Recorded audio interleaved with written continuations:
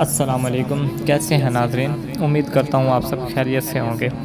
آج کل ایک بات سامنے آ رہی ہے، ہم نے فلاں مقصد کے لیے یہ وظیفہ کیا مگر ہمارا تو کام نہیں ہوا۔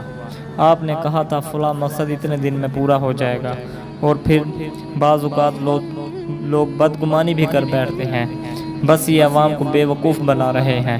تو آپ کو اصل حقیقت سے روشناس کرتا ہوں، آخر بعض لوگوں کے ساتھ ایسا کیوں ہوتا ہے اور اس کے پیچھے کیا وجہ ہوتی ہے؟ پہلی بات تو یہ ہے کہ انسان جب اللہ کا ذکر و اذکار کرتا ہے تو وہ نفع سے خالی نہیں رہتا۔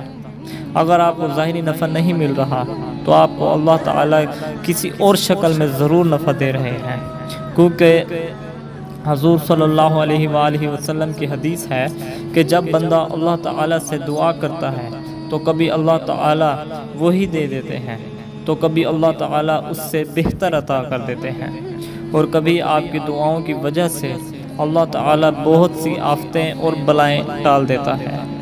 کبھی تو وہ دعائیں آخرت کے لیے ذخیرہ کر لی جاتی ہیں اور وہاں ان کا اجر ملے گا، اور بندہ اس کا اجر دیکھ کر یہ کہے گا کہ کاش دنیا میں میری ایک بھی دعا قبول نہ ہوئی ہوتی، سب کا اجر یہی مل جاتا۔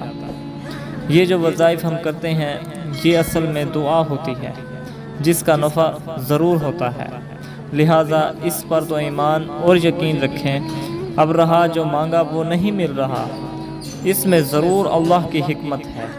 جیسے ایک چھوٹا بچہ دودھ کے قابل ہے مگر روٹی کے قابل نہیں، اگر اس کے ہاتھ روٹی لگ جائے تو ماں اس کے ہاتھ سے روٹی چھین لیتی ہے اور بچہ روتا ہے، حالانکہ ماں یہ سمجھتی ہے کہ یہ بچہ ابھی روٹی کے متحمل نہیں ہے تو وہ اس کو دودھ پلاتی ہے، لیکن بچہ یہ سمجھتا ہے کہ دیکھو ماں نے کیا سلوک کیا، میرے پسند کی چیز میرے ہاتھ سے چھین لی۔